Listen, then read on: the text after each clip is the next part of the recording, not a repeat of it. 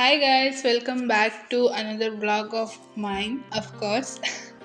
So ಯಾರೆಲ್ಲ ನನ್ನ ಚಾನೆಲ್ನ ಇನ್ನೂ ಸಬ್ಸ್ಕ್ರೈಬ್ ಮಾಡಿಲ್ವೋ ಎಲ್ಲರೂ ಸಬ್ಸ್ಕ್ರೈಬ್ ಮಾಡಿ, ಲೈಕ್ ಕಮೆಂಟ್ ಶೇರ್ ಮಾಡದೇ ಇದ್ರೂ ಪರವಾಗಿಲ್ಲ, ವಿಡಿಯೋ ನೋಡಿದ್ರೆ ಸಾಕು. ಸೊ ನಾನು ಮತ್ತೆ ಹೇಳೋದಿಲ್ಲ, ಬೆಂಗಳೂರಲ್ಲಿದ್ದೀನಿ. ಸೊ ಬೆಂಗಳೂರಲ್ಲಿದ್ದೀನಿ ಅಂದರೆ ಅಲ್ಲಿ ಓಡಾಡ್ತೀನಿ.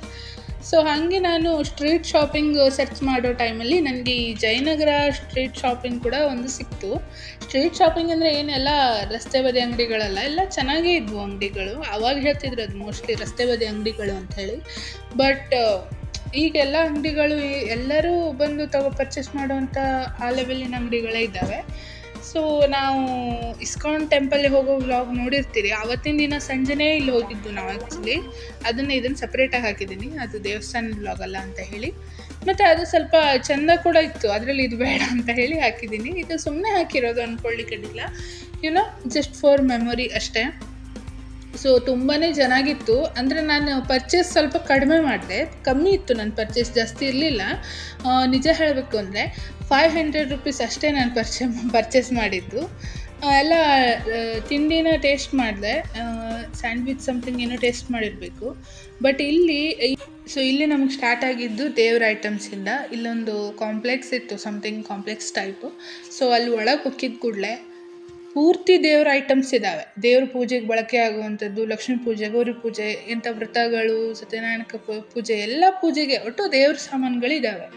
ಒಂದು ಇಲ್ಲ ಅನ್ನೋದಿಲ್ಲ, ಅಲ್ಲಿ ಎಲ್ಲದು ಒಂದೇ ಕಡೆ ಎಲ್ಲ ಡಿಫ್ರೆಂಟ್ ಟೈಪ್ಸಲ್ಲಿ ಡಿಫ್ರೆಂಟ್ ಇದರಲ್ಲಿ ಏನದು ಸ್ಟೈಲ್ಸಲ್ಲಿ ಎಲ್ಲ ಅಲ್ಲೇ ಸಿಗುತ್ತೆ. ಎಲ್ಲ ಇವ್ರದ್ದು ಎಲ್ಲ ಏನದು ಹಿಂದೂ ಅಲ್ಲಿ ತುಂಬ ಥರ ಟೈಪ್ಸ್ ಇರ್ತಾರೆ ಅಂತ ಹೇಳ್ತಾರಲ್ಲ, ಹಾಗೆ ಎಲ್ಲ ಟೈಪ್ಸಿಂದು ಐಟಮ್ಸ್ಗಳು ಸಿಗುತ್ತೆ ಅಲ್ಲಿ. ಇದು ಸೈಡಿಗೆ ಬಟ್ಟೆ ಅಂಗಡಿ ಇರೋದು, ಆ್ಯಕ್ಚುಲಿ ಸೈಡಿಗೆ ನೆಕ್ಸ್ಟ್ ಇದು.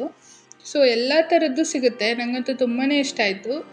ನಾನು ನೆಕ್ಸ್ಟ್ ಟೈಮ್ ಬಂದಾಗ ಗ್ಯಾರಂಟಿ ಅಲ್ಲಿಂದ ಶಾಪ್ ಮಾಡ್ತೀನಿ, ಅಷ್ಟು ಇಷ್ಟ ಆಯಿತು. ಸ್ಟಾರ್ಟಿಂಗೇ ದೇವ್ರದ್ದು ಐಟಮ್ಸ್ ಇದೆ ಎಲ್ಲ.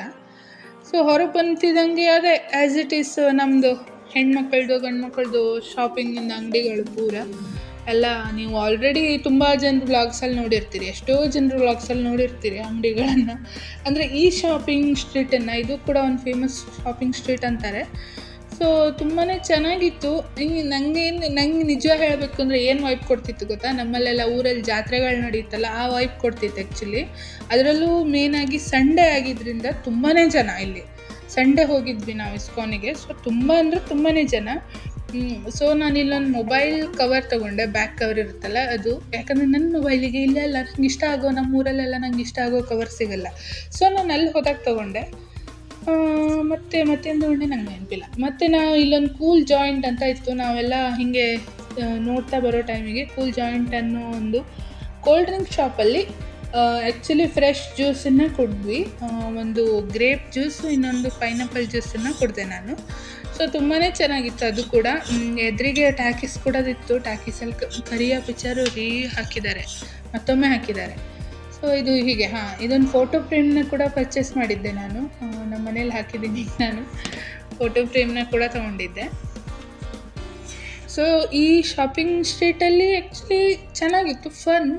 ಬಟ್ ನಿಜ ಹೇಳಬೇಕು ಅಂದರೆ ಕೈಯಲ್ಲಿ ದುಡ್ಡು ತೊಗೊಂಡು ಹೋಗಬೇಕು, ಇಲ್ಲೆಲ್ಲ ಹೋಗಬೇಕು ಅಂದರೆ. ನಾವು ಸುಮ್ಮನೆ ಹೋಗಿದ್ದೆ ಆ್ಯಕ್ಚುಲಿ. ನಾವು ಹೋಗಿದ್ದು ದೇವಸ್ಥಾನಕ್ಕಲ್ಲ, ನಾವಿಲ್ಲಿ ಶಾಪಿಂಗಿಗೆ ಹೋಗಬೇಕು ಅನ್ನೋ ತಲೆಯಲ್ಲೇ ಇರಲಿಲ್ಲ. ಜಸ್ಟ್ ದಾರಿ ಮಧ್ಯೆ ಸಿಗುತ್ತೆ, ಹಾಗಾದರೆ ಒಂದು ಕಣ್ಣು ಆಡಿಸಿ ಹೋಗೋಣ ಅಂತ ಹೇಳಿ ಹೋಗಿದ್ದು. ಹಂಗೆ ಹೋದರೂ ಕೂಡ ನಮ್ಮದು ಖರ್ಚಾಗಿದ್ದು 1000 ರೂಪಾಯಿನೇ. ಹಾಗೆ ಹೋಗಿದ್ದು ನಾವು. ಇನ್ನು ಶಾಪಿಂಗ್ ಮಾಡಬೇಕು ಅಂತ ಹೋದರೆ ನಾವಿನ್ನು 2000 ಇಟ್ಕೊಂಡು ಹೋಗಬೇಕು ಅಂತ ಯೋಚನೆ ಮಾಡಿದ್ವಿ ನಾವು. ಸೊ ಇಲ್ಲಿ ಬಸ್ ಸ್ಟ್ಯಾಂಡ್ ಎದುರಿಗೆ ಹೋಗ್ತಾಯಿದ್ವಿ, ನಿಂತ್ಕೊಂಡಿದ್ವಿ ಅಷ್ಟೇ. ನಾವು ಆ್ಯಕ್ಚುಲಿ ಆಟೋ ಬುಕ್ ಮಾಡಿದ್ವಿ.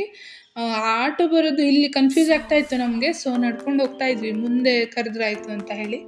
ವಾಪಸ್ಸು ಜಾಸ್ತಿ ಏನಿಲ್ಲ, ಅಷ್ಟೇ ಸ್ವಲ್ಪ ಮುಂದೆ ತನಕ ಹೋಗಿ ವಾಪಸ್ ನೆಕ್ಸ್ಟ್ ಟೈಮ್ ಬಂದಾಗ ಜಾಸ್ತಿ ಶಾಪಿಂಗ್ ಮಾಡೋಣ ಅಂತ ಹೇಳ್ಕೊಂಡು ವಾಪಸ್ ಹೊರಟ್ವಿ. ಅಂದರೆ ನಾವು ಆಲ್ರೆಡಿ ಸುಸ್ತಾಗಿತ್ತಲ್ಲ ಇಸ್ಕಾನಿಗೆಲ್ಲ ಹೋಗಿ ಬಂದಿದ್ದಕ್ಕೆ. ಸೊ ವಾಪಸ್ ಹೊರಟ್ವಿ. ಸೊ ನಾನು ಆಗಲೇ ಹೇಳ್ದಂಗೆ ಇದೊಂದು ಫೋಟೋ ಪರ್ಚೇಸ್ ಮಾಡಿದ್ದೆ.